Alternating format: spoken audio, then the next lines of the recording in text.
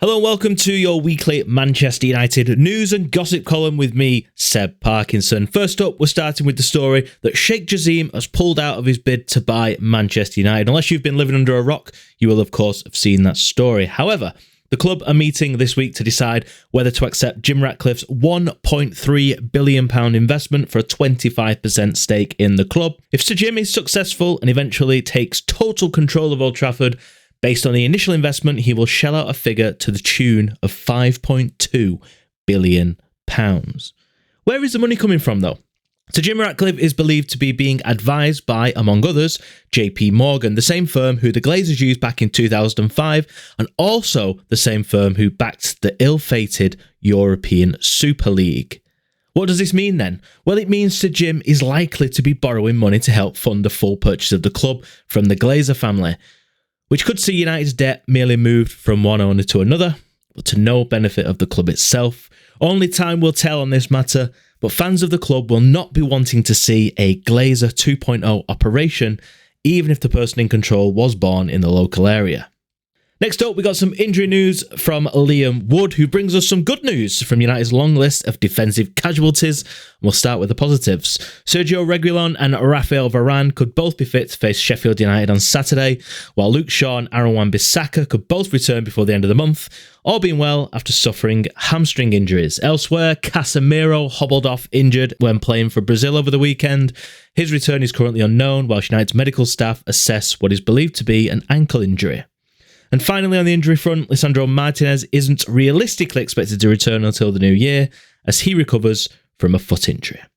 Just a reminder that the latest episode of the Manchester's Red podcast is available to watch on YouTube or listen to now, wherever you get your podcasts. The Times are reporting that should Sir Jim Ratcliffe get his way at United, he could oversee the stadium expanded beyond its current capacity to house a staggering 90,000 people. Let's hope if that is the case, he can also oversee the many leaks repaired at the same time. Victor Lindelof has spoken on his future and expects his contract to be extended. His current deal expires in the summer, but United do have the option of extending it for a further year. And with the news I'm about to tell you, it's hopeful that United will see sense and extend the Swede's contract. When asked about whether he wants to continue at United during an international break, he said, "Absolutely. I enjoy myself very much. I'm entering the 7th year at the club. I feel good and the family feels good. It's a club that I really like and that I love to represent." It's even more important for United to keep hold of Lindelof, especially with a hint that Johnny Evans may soon hang up his boots.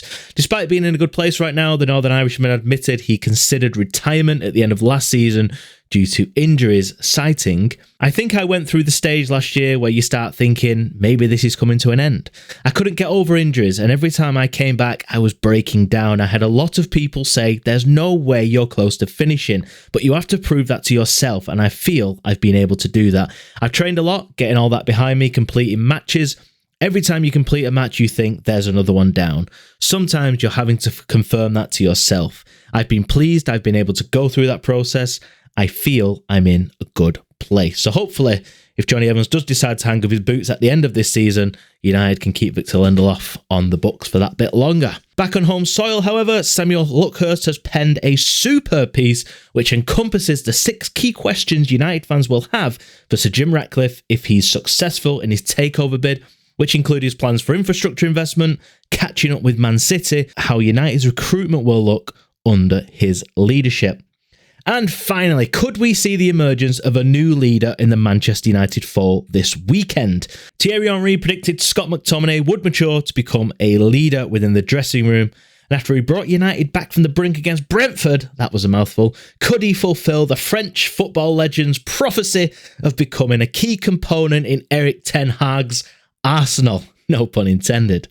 That's your lot for this week. All of these stories and more are available to read right now on the Manchester Evening News.